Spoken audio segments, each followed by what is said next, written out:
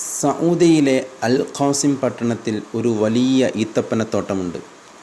Guinness ബുക്കിൽ ഇടം നേടിയ ഈ തോട്ടത്തിൽ 2 ലക്ഷത്തിലധികം ഈത്തപ്പന മരങ്ങളാണുള്ളത്. 45 തരം ഈത്തപ്പഴങ്ങൾ ഓരോ സീസണിലും ഇവിടെ നിന്ന് വിളവെടുക്കുന്നു. ഏകദേശം 10,000 ടണ്ണിലധികം വരുമിത്. ലോകത്തെ ഏറ്റവും വലിയ വഖഫ് ഭൂമിയാണിത്. ഇവിടുത്തെ വരുമാനം ലോകമെമ്പാടും മസ്ജിദുകൾ നിർമ്മിക്കാനും ചാരിറ്റി പ്രവർത്തനങ്ങൾക്കും മക്കയിലെയും മദീനയിലെയും പള്ളികളിൽ ഇഫ്താർ ചടങ്ങുകൾക്കുമായാണ് വിനിയോഗിക്കുന്നത്. സഊദിയിലെ ഏറ്റവും വലിയ ധനികൻ സുലൈമാൻ അൽ റജഹിയാണ് ഈ തോട്ടം വഖഫ് ചെയ്തത്. ദാരിദ്ര്യത്തിൻ്റെ ചുറ്റുപാടിലായിരുന്നു റജഹിയുടെ ബാല്യം. ഒരു ദിവസം സ്കൂളിൽ മാനേജ്മെൻറ്റ് വിദ്യാർത്ഥികൾക്കായി ഉല്ലാസയാത്ര സംഘടിപ്പിച്ചു. ടൂറിനുള്ള എല്ലാവരോടും 1 ദീനാർ വീതം കൊണ്ടുവരാൻ ആവശ്യപ്പെട്ടു. എന്നാൽ റജഹിയുടെ മാതാപിതാക്കൾക്ക് അത് നൽകാൻ പോലും കഴിയുമായിരുന്നില്ല. അത്രയും ദാരിദ്ര്യത്തിലായിരുന്നു ആ കുടുംബം. ടൂറിൻ്റെ ദിവസം അടുത്തു വരും തോറും കരഞ്ഞു സങ്കടപ്പെട്ട് നിൽക്കാനേ റജഹിക്ക് കഴിയുമായിരുന്നുള്ളൂ. എന്നാൽ പാദവാർഷിക പരീക്ഷയിൽ ഒന്നാമതെത്തിയ തൻ്റെ വിദ്യാർത്ഥിക്ക് ഒരു ഫലസ്തീൻ അധ്യാപകൻ 1 ദീനാർ സമ്മാനമായി നൽകി. അതുമായി സ്കൂൾ ഓഫീസിലേക്ക് ഓടുകയായിരുന്നു കുഞ്ഞു റജഹി. അങ്ങനെ ആ യാത്രയിൽ റജഹിയും ഭാഗമായി. കാലം കടന്നുപോയി. പഠനശേഷം ചെറിയ രീതിയിൽ തൊഴിൽ തുടങ്ങിയ റജഹി ജിദ്ദയിൽ ഒരു റൂം വാടകയ്ക്കെടുത്തു തുടങ്ങിയ ബാങ്ക് കാലക്രമേണ സൗദിയിലെ ഏറ്റവും വലിയ ബാങ്കിംഗ് നെറ്റ്വർക്കുകളിലൊന്നായ അൽ റജഹിയായി വളർന്നു പന്തലിച്ചു.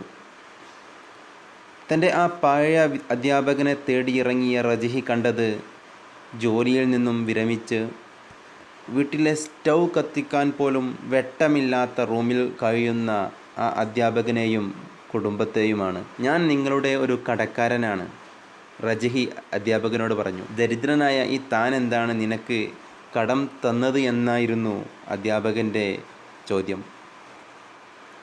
റജഹി പണ്ടത്തെ ആ സംഭവം വിവരിച്ചു. ആ 1 ദീനാർ കടം വീട്ടാനാണോ താൻ ഇവിടെ എത്തിയത് എന്നായിരുന്നു അധ്യാപകൻ്റെ ഭാവം. അദ്ദേഹത്തെയും കൂട്ടി ഒരു ബംഗ്ലാവിൻ്റെ മുമ്പിലെത്തിയ റജഹി പറഞ്ഞു, ഈ ബംഗ്ലാവും ആ കാണുന്ന കാറും നിങ്ങളുടേതാണ്.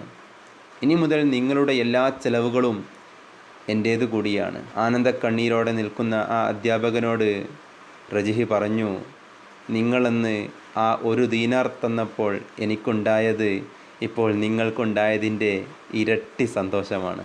2010 തൻ്റെ ഭാര്യമാർക്കും മക്കൾക്കും സമ്പാദ്യത്തിൽ നിന്ന് അവരുടെ വിഹിതം നൽകിയ ശേഷം തൻ്റെ ഭാഗമായി കിട്ടിയതെല്ലാം റജഹി ദാനം നൽകുകയായിരുന്നു. ഇപ്പോൾ അദ്ദേഹത്തിൻ്റെ വഖഫ് ഭൂമിയുടെ മൂല്യം 60 ബില്യൺ റിയാലാണ്. 1,00,000 കോടിയിലധികം ഇന്ത്യൻ രൂപ. സൗദി അറേബ്യയിലെ ഏതു ചെറുപട്ടണത്തിലും റജഹി കുടുംബം പടുത്തുയർത്തിയ മസ്ജിദുകൾ നിങ്ങളെ സ്വീകരിക്കാനുണ്ടാവും. ഖുർആൻ ചാരിറ്റബിൾ സൊസൈറ്റി, ദഅ്വ സെൻ്ററുകൾ തുടങ്ങി റജഹി കുടുംബത്തിൻ്റെ കയ്യെത്താത്ത ഒരു ആത്മീയ മേഖല സൗദിയിലില്ല. 15 ലക്ഷത്തിലധികം തൊഴിലാളികൾക്കാണ് ഓരോ മാസവും ഈ കുടുംബം വേതനം നൽകുന്നത്. നിങ്ങളുടെ സ്വത്തിൻ്റെ പകുതി നിങ്ങൾ കുടുംബത്തിനു നൽകി, ബാക്കി പകുതി ദാനധർമ്മവും. നിങ്ങളുടെ ചെലവിനു വേണ്ടി എന്താണ് നിങ്ങൾ കരുതി വച്ചത്? ഒരു ഇൻ്റർവ്യൂവിൽ അവതാരകൻ്റെ ചോദ്യത്തിനോ റജഹി പുഞ്ചിരിയോടെ പറഞ്ഞത് ഒന്നും മാറ്റിവെച്ചിട്ടില്ല എന്നായിരുന്നു. 80-കാരനായ തനിക്കായി ഒന്നും ഈ ഭൂമിയിൽ ബാക്കിയില്ല. ഞാൻ പൂർണ്ണമായും സ്വതന്ത്രനാണ്, ഒരു പക്ഷിയെപ്പോലെ. ദൈവം വിളിക്കുമ്പോൾ ഒരു കണ്ണിയുടെയും ബന്ധനമില്ലാതെ തനിക്കു മടങ്ങാം, റജഹി തുടർന്നു.